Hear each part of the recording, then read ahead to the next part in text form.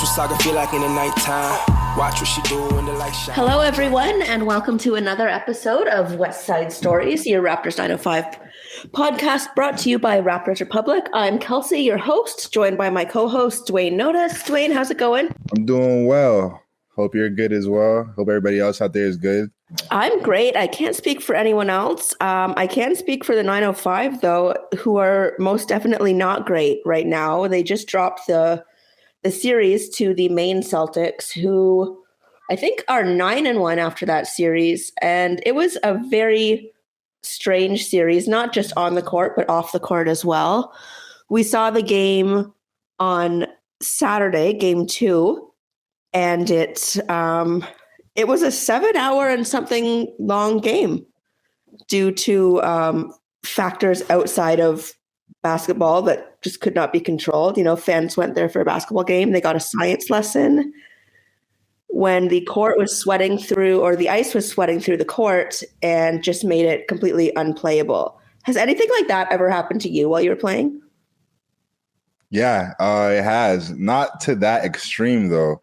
I recall my first year with the 905, we were playing in Westchester, New York, and I'm pretty sure the roof, there was two things actually going on. There was something like there was a leak in the roof, but there was also something where like the court was like uneven or like dented or something like that. I specifically remember them saying there was a spot on the court that was uneven to the point where it was so unsafe to play, a player could get hurt by just stepping on that part of the hardwood. And those two factors are what made them essentially call the game. Now, I'm not going to sit here and say that I was completely upset because we were playing in New York. So, you know, it was basically a canceled game in New York, and we got to, you know, enjoy the city and of New York and have a great time and rejuvenate and get ready for our next game. But they ended up making us play that game sometime later in the schedule, so we ended up making up for the cancellation of the game. But yeah, it was very unfortunate to see what happened last game with 905, and the fact that they had to have that's a crazy 7 hours game time. That's intense. Yeah, I mean, when you look at it, you know, they lost pretty badly. They lost the final score wasn't as bad, 134-106, but you know, they did allow Maine to drop 51 points in the second quarter. What's it like to play through something like that, being either on the giving or the receiving end of that? Well, being on the receiving end is pretty horrible. And, you know, the giving end is pretty wonderful because as a basketball player, when you're on fire and you're in that zone, it just feels like the game is moving in slow motion. And on top of that, it's like after your first couple shots, and then the shots become more difficult in terms of the defense gets more intense. But for some reason, the hoop just continues to grow and get bigger and expand to the point where it's like you hear those things of throwing a rock into the ocean.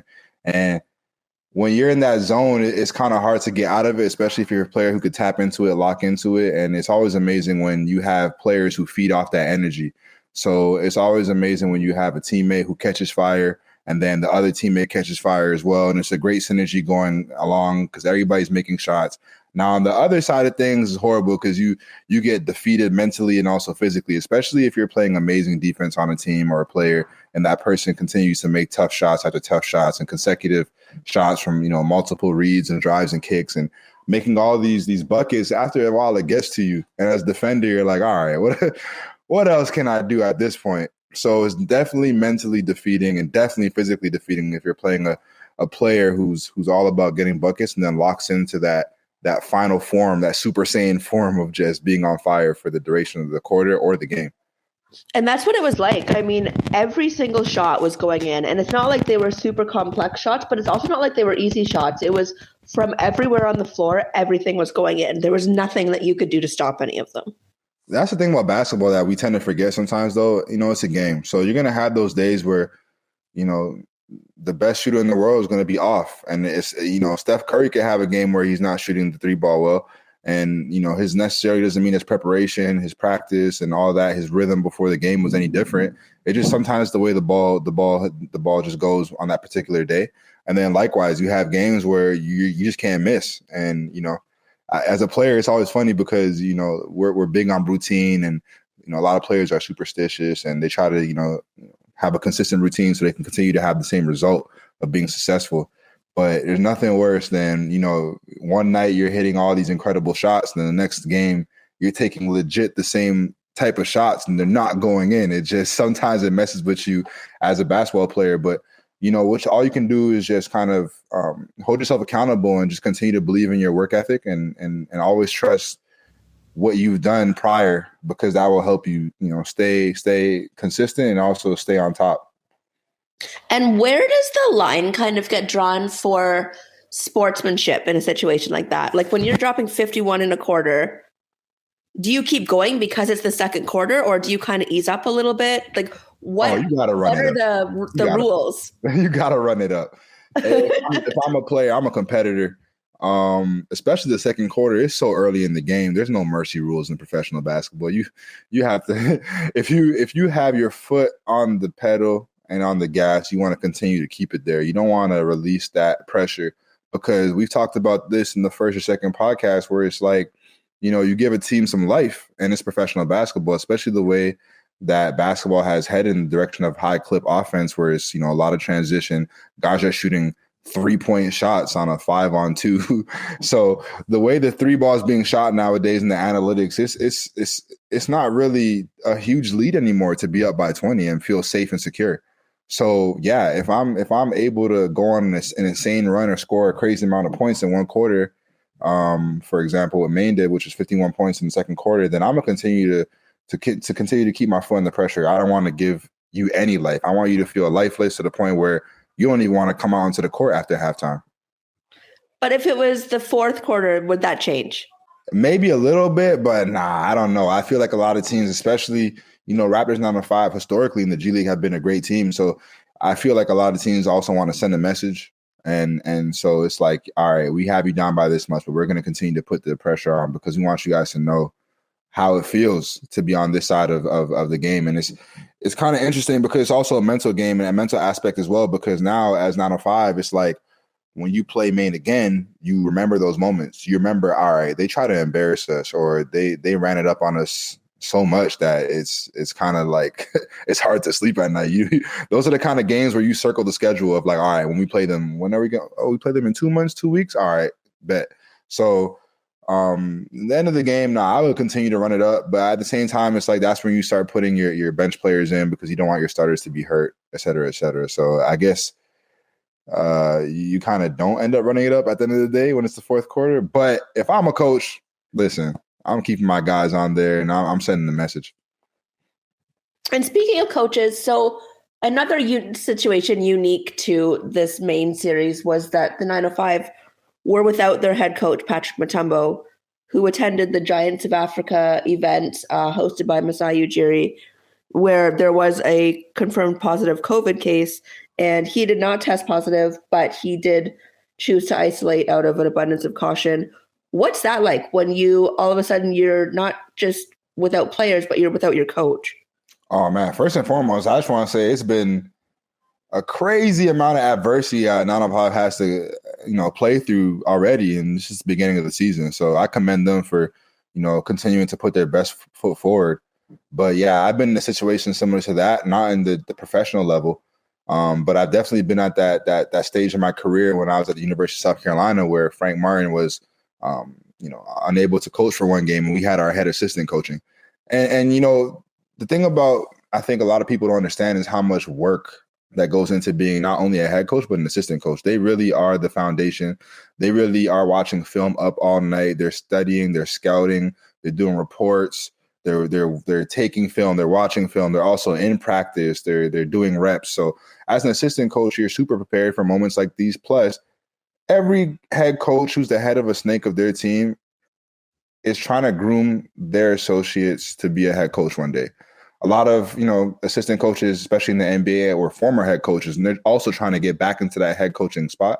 So as a head coach, you want to give – I remember Jama used to do these cool things, or even, Coach Frank Martin at South Carolina, where it's like he would let each assistant run a different practice throughout the week so that they get the experience of what it's like to be the head guy, of calling the plays and watching the flow of how the practice is going, so that when it comes to game time, if there's a situation where a coach gets kicked out, 2 technicals, ejected, or if there's a situation where a coach is sick, or a situation like this with Coach Mutombo, then you have a coach who's able to step up and fill the shoes and communicate effectively to the players, where it's not that much of a disparity of when the head coach is gone. So that happens quite a bit sometimes, and it's on the players, the leadership of the players, and to come together and get that win for the coach who's absent.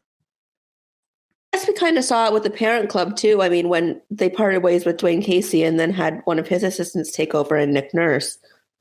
But I guess it must be strange as a player to have this one voice yelling at you all game that you listen to above all else, and then have it be someone completely different the next time.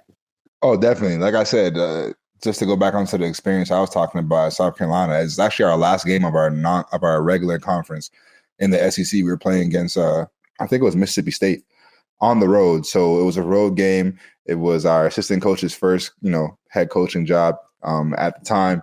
And yeah, it was totally two completely different styles of coaching. And it was funny because nothing against our original head coach, or, Frank Martin, who's a legend.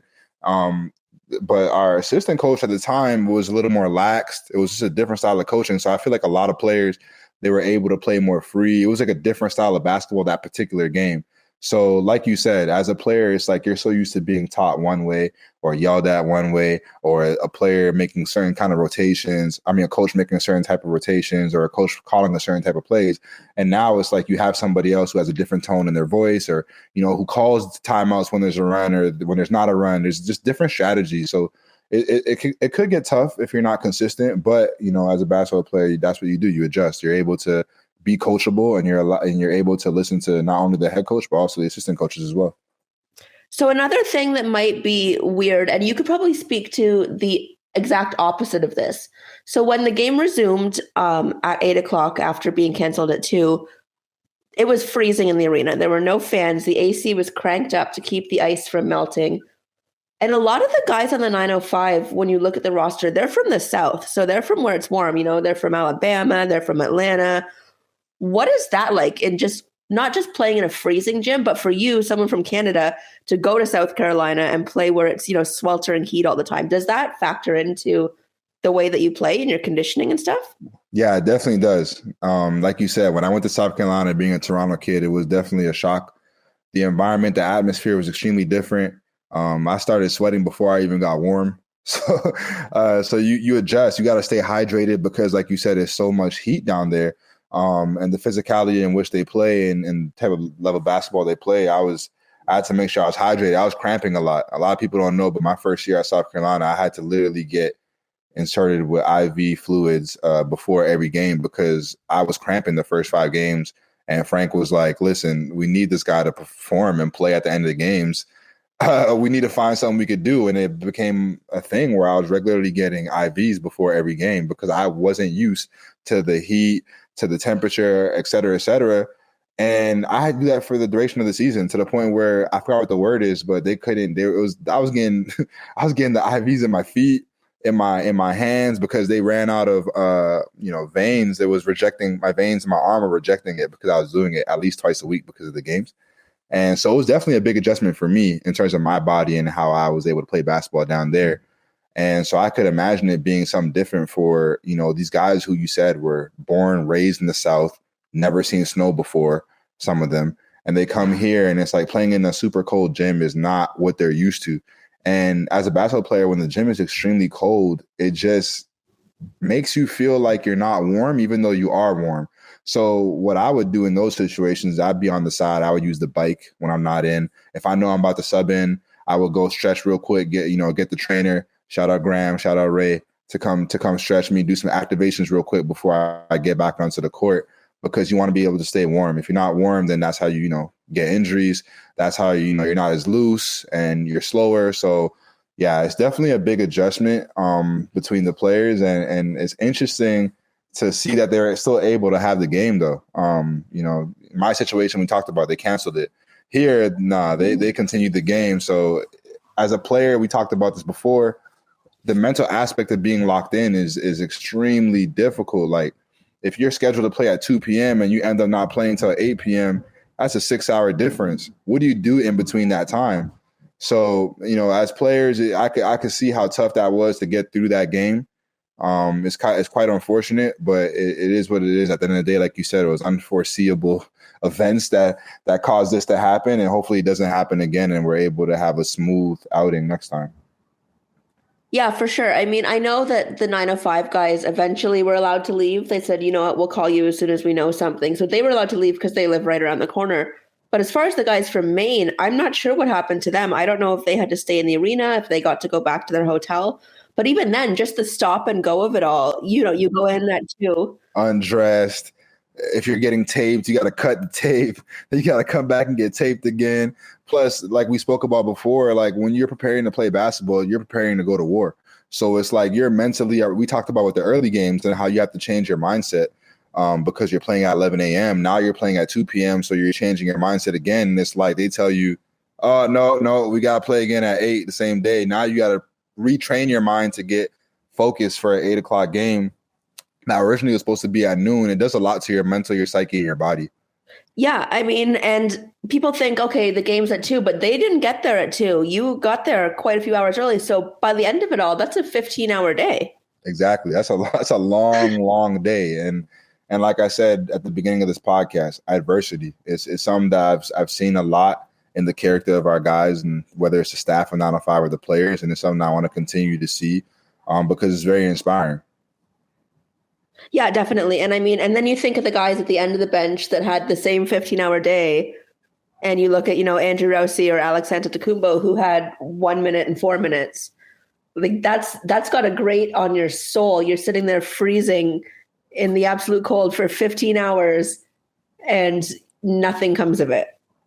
Yeah, it's definitely something that you feel, but you know, you just got to continue to stay the course because at the end of the day, there's going to be an opportunity for, you know, those guys who are at the end of the bench to show why they're on the team. That's a misconception that a lot of fans or people in general sometimes don't know when they watch the NBA and the NBA G League is most of these players are not playing because it's situational things that are, you know, uncontrollable to them. But if you put them in a different environment, then they're going to flourish because at the end of the day, they're professional basketball players. They're on the team for a reason. So, you know, that's a misconception that I feel like a lot of people, you know, kind of look at the box score. They see a player doesn't play a lot, but this player will give you 30 on any night. You know, it's similar to when we talk about the NBA and guys who don't even get in at the end of the bench are some of the greatest basketball players, you know, one-on-one or some of the best basketball players you play in pickup. So it's all about the situation and environment in which players are in. And for guys like Rowsey and, you know, Duane Evans and other players who are in a similar position, it's like we continue to preach. You want to continue to get better. And you know, throughout that day, 15-hour day, you want to make sure you get some shots up. You want to work on your body, maybe lift a little bit. Maybe watch some film. You know, use that extra time in the day, in the work day to get better. And that's what, you know, I always was taught as a basketball player is be an everyday dude, but also is use every opportunity to get better. So, you know, it was an unfortunate situation. They had to wait around so much, a long time, but it's like, take advantage of it if you can. Yeah, for sure. And I mean, just speaking to that, like the guys in different situations, Andrew Rossi is the second leading scorer of all time in Virginia high school history. The only person that has more points than him is Allen Iverson. Holy, I did not know that.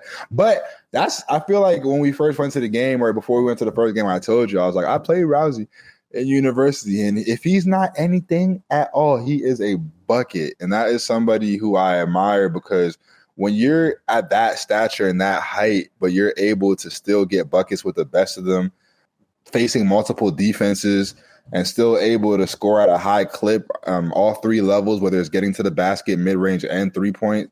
And then his ability, he's a smart player as well, so he makes the right plays and the right passes when need be. You know, he has a bright future for his career, and, you know, hopefully he's able to contribute with us and show everybody why he's such a great player. Yeah, for sure. But I guess my question is, at what point in your career do you say, you know, yes, I have one foot in the door with the G League, but when is the other foot going to drop? Like, is there a point where you just say, you know what, this is enough for me? I guess it probably depends on the player, but did you ever have a situation like that? I think it depends on the player, like you said, but also, you know, in my situation too, if we're going to be honest, it was also an environment thing. So I had a lot of people in my circle who were influencing me to stay in the G because I had such a good first season with the 905. So sometimes it could be an influence from, your closest friends, your family, your agent. And sometimes it's up to the player themselves to kind of realize, like, how long do I want to be in this situation where I'm kind of missing out on maximizing my opportunity and making the most amount of money I can. We all know athletic careers aren't the longest, so you don't want to continue to I don't want to say waste time, because it's not wasted time. You're still, gaining valuable lessons in the G League. And when you do play, it's obviously tremendous opportunity.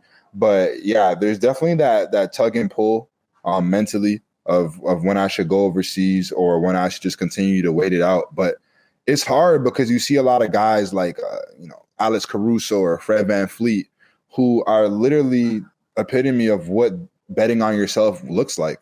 So, as a player who's in the G and you kind of look at those situations, you're like, wow, I work hard. I'm good. I can possibly be what, Fred VanVleet became or what Alex Caruso became from coming from the G League. So when that's in the back of your head, especially players who play against these players in college, who played against these players in high school, and you're like, I'm on that level, if not better, then it kind of has that you feeding your ego to the point where it's like, no, I'm going to continue to wait it out until my opportunity comes.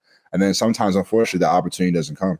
Yeah, and I guess it's entirely situational too, because I think when we look at someone like Juwan Evans, who was drafted by the Clippers, or we look at Andrew Rossi, the only player outside of Allen Iverson to have this many points, those are good guys that just got stuck in a bad situation. And it's not because they're on a bad team. They're on a fantastic team, but they're on a team that is, stacked with guards. We got Brian Tyree, we've got Ashton Higgins, we've got Juwan, we've got Andrew Rossi, and then we've got all the two-ways coming down or the assignees coming down. So realistically, when you're someone that's, 5'10" or 6 flat, like Juwan or like Andrew, you're not going to have the same variety or the same options that guys who are, 6'4" and up can play, like a small 3 or a small 4. You are kind of stuck in one position, right? That's a fact. It's difficult when you're a smaller guard, because it's hard to be versatile in the sense that it's not that they're not capable of it. I'm sure, especially Juwan, someone who I know personally, or Rowsey, I know their heart is bigger than them. So I know if they had the opportunity or they had the task of having to play a different position or guard somebody outside their position, I know they would be up for the challenge. But as a basketball coach and as someone that's trying to strategize the game correctly so that you can put your team in the best position to win, sometimes you got to be a realist. And it's hard to put those guys at the 3 when you have threes nowadays who are 6'8".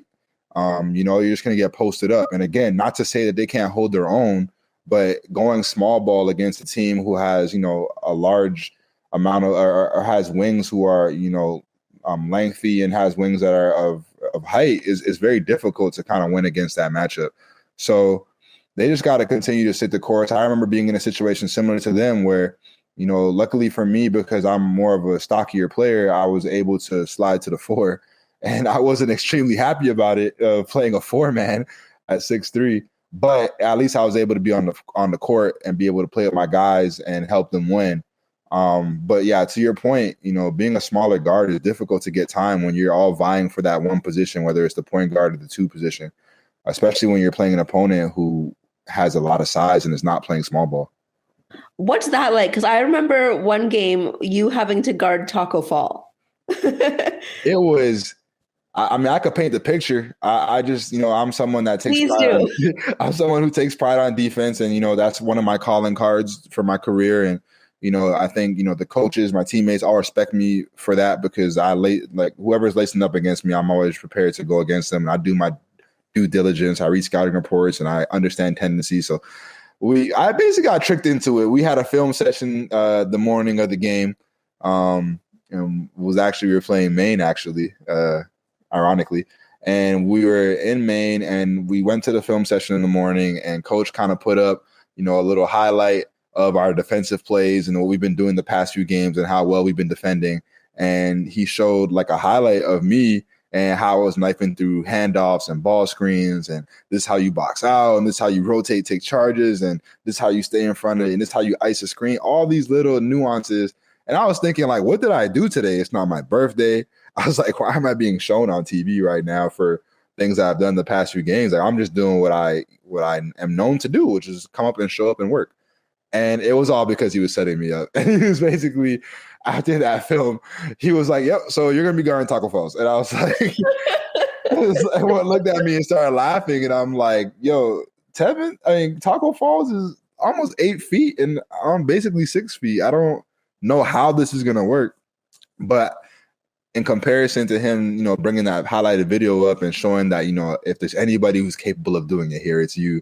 Then he kind of put that battery in my back. And one thing about me is, you know, you want to get me to do something, tell me I can't do it. So we ended up starting the game with me guarding Tacko Falls. And I'm not gonna lie to you, jump ball or whenever Tacko, I don't remember if Tacko started or not, but I just remember when Tacko, the possession where I just remember him like, he's like, are you seriously guarding me? And he like looked over to coach and like to my other team, like, is this serious? Like, you're the one that's matching up with me? I'm like, yeah, I know. I don't believe it either, but this is what's happening right now. And it, you know, it ended up being a good strategy because I was able to use my strength, and I was able to whenever Tacko started running down the court, I would start early, just giving him a little arm bar early, making him feel me so that he felt that physicality, that pressure, so that by the time he got to the block, it was already a low shot clock, and he already had to be having a pushing wrestling match with me because I'm lower to the ground, I'm shorter. And you know what, the strategy actually works. So shout out to Jammer for that. But those situations are very tough as players because you're just like, I'm not familiar with guarding a 7-footer or post defense in that sense, or playing a 4 for all that matter. But it's definitely something that was fun to experience and something that I could laugh on now. So positionless basketball is possible once you get around the weirdness of it. Exactly. And just the way that it looks like you're climbing on. What it looks like and its value, then yeah, it's possible, of course. Excellent. So Duane and Andrew, we could possibly see them guarding Tacko Fall at some point. Yeah. He's with the Cleveland team now, isn't he? Yes. Yeah, he is. Yes, he is. I don't know when we see them, but next we see the 1-9 College Park Skyhawks. Oof. So up to a rough start. That's a rough start, but they do have some very good players. They have, you're familiar with Cat Barber. Yeah, Cat Barber is an extremely quick guard. He's improved his shot a lot over the past couple of years, but he's someone who is downhill at a high level. And when I say downhill, I mean he attacks the paint. That's his calling card. He gets a rebound, he gets an outlet, he is pushing the pace. And in ball screens, he's looking to attack and go to the basket, draw fouls, and kick it out. And he's a really tremendous finisher. And I think that's something that's common with a lot of guys who are small in terms of their stature. It's like the smaller you are, the more creative you have to be with your finishes because it's very difficult. You know, smaller guys aren't, you know, they're athletic for sure, but they're not going to be just jumping and dunking over everybody, especially centers. So his ability to finish through contact and finish in the paint is something that I've always admired about him since NC State. So, you know, we're going to have to definitely be able to corral him and have guys, you know, coming back on transition defense because, like I said, he's looking to attack the cup. And who would you start on him if you were the coach? I mean, I like Noel. His defense is, like I said, that's someone who's defensive minded, and that's someone who's picking you up 94 feet. And with a guy who's very quick, you want to, like, for me, someone who loves defense, like I continue to say, is I always like to throw different looks at players. So I would give him a steady dosage. Like the first quarter, I would probably pick him up full court pressing on full court. The first quarter so that he feels the pressure and he has to work to get open. He has to work to set up the offense to even initiate it. And then the second quarter, I would kind of like relax the pressure a bit and probably pick him up at half court. And that would kind of mess with him because he would be like, all right, is he going to let me, you know, push the pace today? Or is he going to be on me all game? It's going to be physical. And if I can keep you guessing as an offensive player, then that means that you're unsure about your game. And I'm the one that's dictating what you're going to be doing as a defender. So I would like to see that from Noel, or like I said, guys like Juwan Evans, who he doesn't like to switch. He likes to fight through ball screens. You know, if David Johnson is there, it would be good to put somebody with size at the guard position on someone like Cat because, again, he's not the tallest or the biggest guard. So it would be hard for him to operate in the paint through size, especially if you have someone like David, who's a physical defender in itself already. So that's kind of the few players that I would try and put him on to disrupt Cat's production. And what is it like when you go into a series or even just a single game against a team that's something like 1-9? Do you kind of take your foot off the brake, or do you go into it thinking, like, treating it the same way you would a team that's 9-1? Naturally, you take the foot off the brake, but then that competitive instinct comes back right before the game, where it's like, or if not before the game, during the game, where it's like, at the end of the day, we're all here in the NBA G League. We're all professional basketball players. Anybody can get hot anytime. Sometimes the numbers lie in terms of the records is not a direct reflection of the team's talent, but more so a result of some of the things we talked about, right? Which is players coming in and out the rotation, or coach not being there, or injuries, or just any other situational things that happen within team settings that the public is not really privy to, that kind of shows, on their record. And so 1-9 might not be a true reflection of their talent level and what they're capable of doing. So as a team playing someone who has a losing record, especially with that caliber, you don't want to give them any life, and you don't want to give them life by not respecting them. It's basketball. You have to respect all your opponents. Everybody's talented. Everybody's prepared. Everybody's professional. So naturally, the human instinct is to kind of take your foot off the pedal and be like, we're probably going to win this game. I could ease into it. But true competitors, once the ball's tipped, you realize how imperative it is for you to always give your 100% effort. Because, again, you could leave the door open to a 1-9 team and end up being embarrassed by a team that you're supposed to, quote unquote, beat. Yeah, I mean, I guess we saw that with the Raptors and the Thunder last week, right? Exactly. That should have been an easy win, and it was definitely not.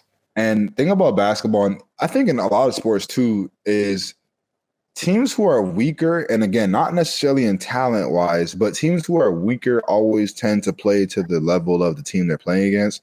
So that saying of you always get the other team's best is pretty much an example of that. So when you're playing against a team who's 1-9, or when the Raptors played the Thunder, who is looking for some type of life to continue to try and grow on the potential that they have, it's like they're going to take the opportunity to play, you know what, I'm playing against the best, I'm going to play my best. And that's why you have those upsets in college basketball, or you have those situations where you have these teams who are generally not as good as the other team sticking around with them. And that's what we saw with the Raptors and the Thunder. When you have a team that's able to stick around with you at the end, or a team that's able to come back from a deficit, then it makes the game, extremely difficult in the end and leaves it to chance.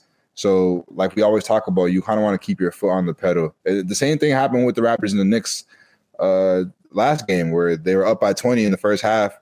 And then the Knicks came back and they kept the game extremely, extremely close. And the Knicks almost won on a Julius Randle missed 3-point attempt. So you go into these situations, you want to go in respecting your opponent. Yeah, definitely. And I mean, I think that once you go in with the mindset of this is an easy win, you've already lost, because you're not going to put your best foot forward. You're not going to try the same way you should have tried against Maine. Exactly. You're putting yourself at a disadvantage every time if you think that way. You're basically shooting yourself in the foot. So you always want to, enter a game with that mindset that whoever is lacing up their shoes or putting that jersey on across the floor, I'm going to give them my best and my 100% effort at all times. Definitely. I think that's good for today. We will see tomorrow night, actually, and the night after, if the 905 guard Pat Barber with Obadiah Noel or with David Johnson. We'll see if they come out guns blazing or if they kind of try and walk into a win. But once again, thank you all for listening. I'm Kelsey. You can find me on Twitter at Kelsey_lately. Most of my writing at Raptors Republic. Duane, where can we find you again? Instagram, Do Notice, and on Twitter at Do Take Notice, where I do most of my recaps of basketball games periodically on there as well. Very periodically, but we're very working on that. I'm not as good as Kelsey, but I'm going to get there one day. All right. Well, thank you for listening, and we will see you on the other side. This was Saga feel like in the nighttime. Watch what she do when the light shine.